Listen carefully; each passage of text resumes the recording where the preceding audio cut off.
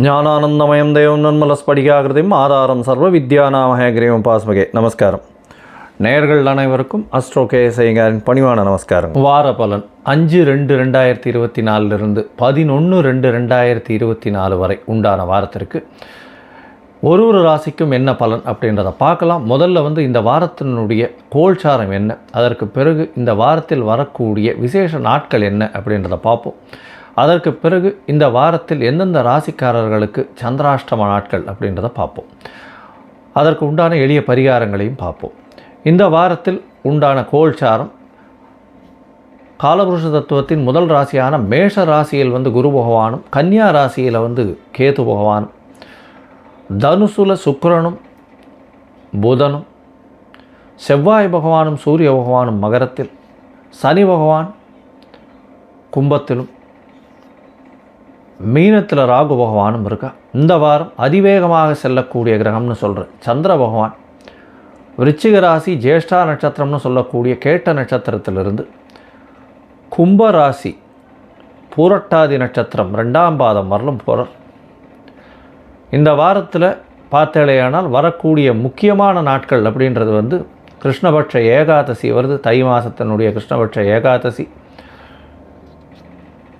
அது 6ஆம் தேதி அன்னைக்கு. 7ஆம் தேதி அன்னைக்கு பார்த்தேன்னா பிரதோஷ காலம். ஏகாதசி வைணவர்களுக்கு ஒரு பெரிய ஏற்றத்தை கொடுக்கக்கூடிய நாள். அன்றைக்கி உபவாசம் இருந்து கிருஷ்ணருக்கு பூஜை பண்ணி சகஸ்ரநாமம்லாம் சொல்லி அந்த மாதிரியான விஷயங்கள் வைணவர்கள் பண்ணுவார்கள். அதற்கு அடுத்த நாள் பார்த்தேனால் துவாதசி பாரணை பண்ணுறது பெரிய விசேஷம். 7ஆம் தேதி அன்றைக்கி பிரதோஷ காலம். சாயந்தரம் 5:45 6:15 மணி வரலும் பார்த்தேனால் தீபாராதனை எல்லா சிவன் கோவிலையும் நடக்கும். பிரதோஷ காலத்தினுடைய தீபாராதனை மிகவும் முக்கியம்.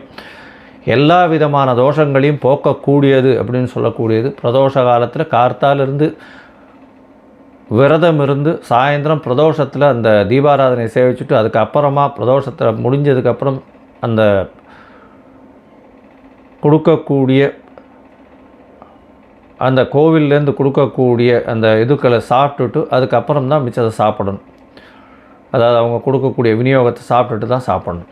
அதற்கு பிறகு பார்த்தேலையானால் நீங்கள் இந்த பிரதோஷத்தில் எதை நினச்சி நீங்கள் பிரதோஷ விரதம் இருக்கீங்களோ அது நிச்சயமாக கைகூடும். பொதுவாகவே எல்லா விதமான கஷ்டங்களையும் போக்கும். குழந்தை பேர் ஏற்படக்கூடிய காலகட்டம். அது தவிர திருமணத்திற்கும் பிரதோஷ விரதம் இருப்பாள். இந்த வாட்டி அது புதன்கிழமை வருது.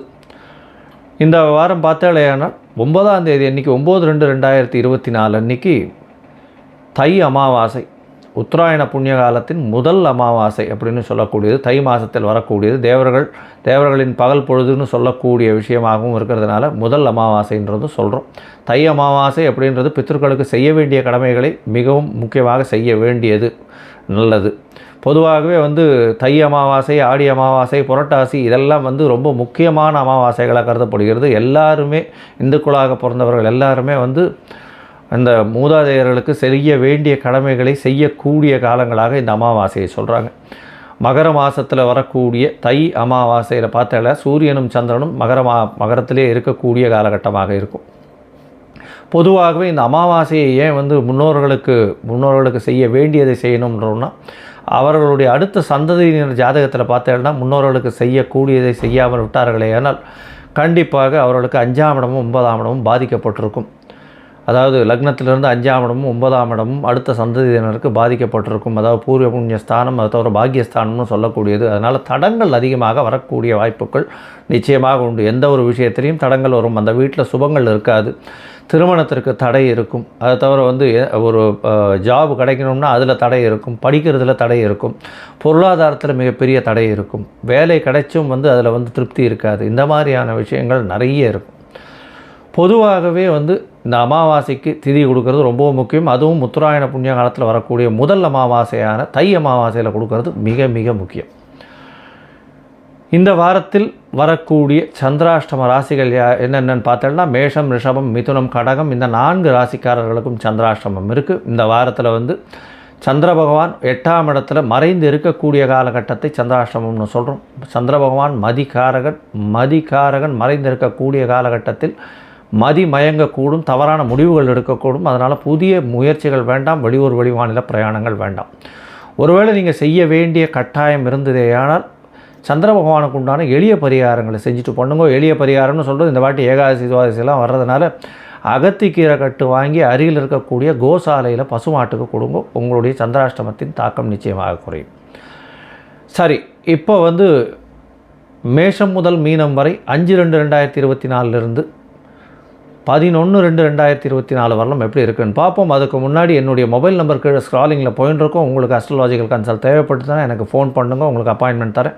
உங்களுடைய date, time, place of birth நீங்கள் அனுப்பிச்சி வைங்க. என்னுடைய கட்டணம் என்ன அப்படின்றதையும் சொல்கிறேன். நீங்கள் அனுப்பிச்சி வச்சாலேயானால் இது முதல்ல வந்து சந்தி இருக்கா, அதாவது லக்ன சந்தி இருக்கா, ராசி சந்தி இருக்கா, நட்சத்திர சந்தி இருக்கா, பாத சந்தி இருக்கா, இதெல்லாத்தையும் பார்த்துட்டு இன்றைய கோல்சாரம் எப்படி இருக்குன்னு பார்த்துட்டு உங்களுடைய தசா புக்தி அந்தரம் சூக்ஷ்மம் இதெல்லாம் எப்படி இருக்குன்னு பார்த்துட்டு உங்களுக்கு உண்டான பிரச்சனைகள் என்னன்றதையும் பார்த்துட்டு எளிய பரிகாரங்கள் என்ன செய்யணும் அப்படின்றதையும் நான் சொல்கிறேன். சரி, இப்போ மேஷம் முதல் மீனம் வரை ஒரு ராசியாக 5/2/2024 11/2/2024 வரை உண்டான பலன்களை பார்க்கலாம். துலாம், சித்திரை, சுவாதி, விசாகம் இந்த 3 நட்சத்திரம் 9 பாதங்களை கொண்ட ராசி. ராசியின் அதிபதி சுக்கிர பகவான் ராசிக்கு 3ஆம் இடத்தில் முயற்சி ஸ்தானத்தில் நல்ல ஒரு ஏற்றத்தோடு இருக்கார். திருமணத்துக்கு பார்த்து கொண்டு இருக்கக்கூடிய இளைஞர்களுக்கு கண்டிப்பாக திருமண பாக்கியம் வந்தாச்சு. 7ஆம் இடத்தில் குரு பகவான், ராசிநாதனையும் குரு பகவான் பார்க்குறது ரொம்பவும் விசேஷம். இந்த 7ஆம் அதிபதியும் உச்சம் பெற்று 4ஆம் இடத்துல சுகஸ்தானத்தில் இருக்கிறது பெரிய விசேஷம். இதன் மூலியமாக திருமணத்திற்கு பார்த்து கொண்டிருப்பவர்களுக்கு கண்டிப்பாக திருமண யோகம் உண்டு. 4ஆம் இடத்தில் இருக்கக்கூடிய செவ்வாய் பகவான் மூலியமாக கணவன் மனைவிக்குள்ளே நல்ல ஒரு அந்யோன்யம் இருக்கும். புதிய வீடு, மனை, வாகனம் வாங்கக்கூடிய வாய்ப்புகள் நிச்சயமாக உண்டு. உங்களுடைய ராசிக்கு 4ஆம் இடத்தில் இருக்கக்கூடிய செவ்வாய் மூலியமாக தாயின் உடல்நிலையில் நல்ல ஒரு ஏற்றம் இருக்கக்கூடிய காலகட்டம். ராசிக்கு 6ஆம் இடத்தில் ராகு பகவான், சனி பகவான் வந்து 5ஆம் இடத்துல நல்ல ஒரு ஏற்றம். திருமணமாய் ரொம்ப நாள் குழந்தை பிராப்தி இல்லாதவர்களுக்கு குழந்தை பிராப்தி இப்பொழுது ஏற்படக்கூடிய பாக்கியம் உண்டு. சொந்த ஊர் கோவிலுக்கு போயிட்டு வருவீங்க, அதாவது உங்களுடைய மூதாதையர்கள் வழிபட்ட கோவில்னு சொல்லக்கூடியதுக்கு போயிட்டு அங்கே வந்து சித்தர்கள் அந்த மாதிரியான சமாதிகளுக்கு போயிட்டு வரக்கூடிய வாய்ப்புகள் இந்த வாரம் உங்களுக்கு நிச்சயமாக இருக்குது. இந்த வாரத்தில் பார்த்தீங்கன்னா உங்களுடைய ராசிநாதன் 3ஆம் இடத்துல இருக்கிறதும் அவரே 8ஆம் அதிபதியாக இருக்கிறதுனாலையும் வந்து மறைந்த இடத்திலிருந்து திடீர் பொருள் வரவு வரும். அதனால் வந்து உங்களுக்கு எங்கேருந்து வரும்னே எதிர்பார்க்க முடியாது. திடீர்னு பணம் வரக்கூடிய வாய்ப்புகள். 6ஆம் இடத்தில் இருக்கக்கூடிய ராகு பகவான் மூலியமாக எல்லா விதத்திலும் வெற்றி வரக்கூடிய வாய்ப்புகள் உண்டு. உங்களுடைய எண்ணங்கள் அனைத்தும் ஈடேறும், கவலைப்படவே தேவையில்லை. உங்களுடைய ராசிக்கு பார்த்தேனால் இந்த வாரம் சந்திர பகவான் அதிவேகமாக செல்லக்கூடிய கிரகம். ராசிக்கு 10ஆம் அதிபதி உங்களுடைய ராசியின் 2ஆம் இடத்துல இருக்கார். 10ஆம் அதிபதி 2ஆம் இடத்துல இருக்கிறதுனால தொழிலின் மூலியமாக அபரிமிதமான ஏற்றம் இருக்கும். பணத்திற்கு பஞ்சம் இருக்காது. தொழிலின் மூலியமாக அபரிமிதமான பணவரவு இருக்கக்கூடிய காலகட்டமாக இருக்கும். இந்த துளாராசிக்காரர்கள் கலைத்துறையில் இருக்கிறவங்க, அதை தவிர வந்து கார்மெண்ட் இண்டஸ்ட்ரி, கிளாத் இண்டஸ்ட்ரி இந்த மாதிரியான விஷயங்கள் வச்சுட்ருக்கவங்களுக்கு நல்ல ஒரு ஏற்றம் கிடைக்கக்கூடிய காலகட்டம்.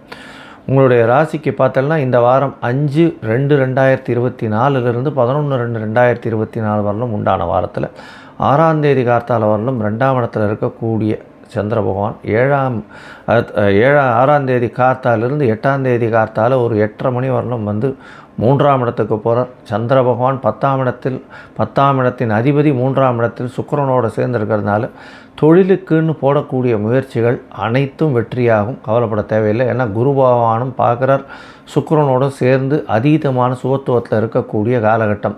இந்த பால், அதை தவிர வந்து பால் பதனிடும் பொருட்கள், அதை தவிர வந்து இந்த காய்கறியினுடைய ரசங்கள், பழ ரசங்கள் இந்த மாதிரி விற்கிறவங்களுக்கு, பர்ஃப்யூம்ஸ் விற்கிறவங்க, இவங்களுக்கெல்லாம் நல்ல ஏற்றமான காலமாக இருக்குது. உங்களுடைய ராசிக்கு பார்த்தேன்னா 3ஆம் இடத்தில் இருக்கக்கூடிய சந்திர பகவான் 4ஆம் இடத்துக்கு போகிறார். 8ஆம் தேதி கார்த்தாலிருந்து 10ஆம் தேதி மதியம் ஒரு 11:30 மணி வரலாம் இருக்கார். 4ஆம் தேதி 4 கிரகங்களின் கூட்டு கிரகங்களாக இருக்குது 4ஆம் இடத்துல. அதாவது சூரியன், சந்திரன், செவ்வாய், புதன் 4 கிரகங்கள் கூட்டு கிரகங்களாக இருந்தாலும் செவ்வாய் பகவான் உச்சம் பெற்று போயிருக்கிறது. அவர் வந்து சப்தமாதிபதி, அதாவது சப்தமாதிபதி 7க்கு 10ஆம் இடத்துல உச்சம் பெற்று போயிருக்கிறதுனால கணவன் மனைவியிடையே நல்ல ஒரு அந்யோன்யம் இருக்கும். அதை தவிர வந்து எதிர்பாலினத்தவர் வேலைக்கு போகிறாங்க, அதாவது கணவனுக்கு மனைவியாகவும் மனைவிக்கு கணவனாகவும் வேலைக்கு செல்பவர்களாக இருந்தால் நல்ல ஒரு ஏற்றம் கிடைக்கும். அவங்களுக்கு ப்ரமோஷன் கிடைக்கக்கூடிய வாய்ப்புகள் நிச்சயமாக உண்டு. உங்களுடைய ராசிக்கு 10, 11 அதிபதிகள் சேர்ந்து இருக்கக்கூடிய காலகட்டம்ன்றதுனால நல்ல ஒரு ஏற்றம் இருக்கும். தொழிலில் அபரிமிதமான லாபம் கிடைக்கக்கூடிய காலகட்டம்.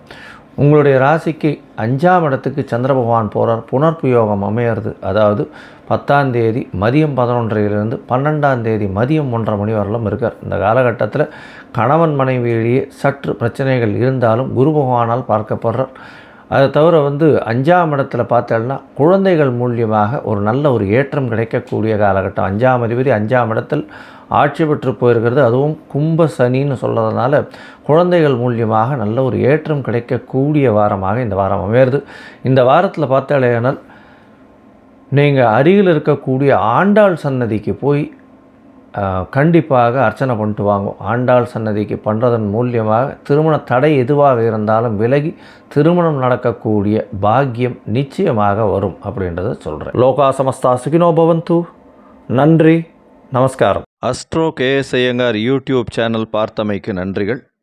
மேலும் இது போன்ற ஆன்மீக ஜோதிஷ தகவல்கள் உங்களை அடைய Astro KS Iyengar YouTube channel subscribe செய்யவும், பெல் ஐக்கானை மறக்காமல் அழுத்தவும். நன்றி, வணக்கம்.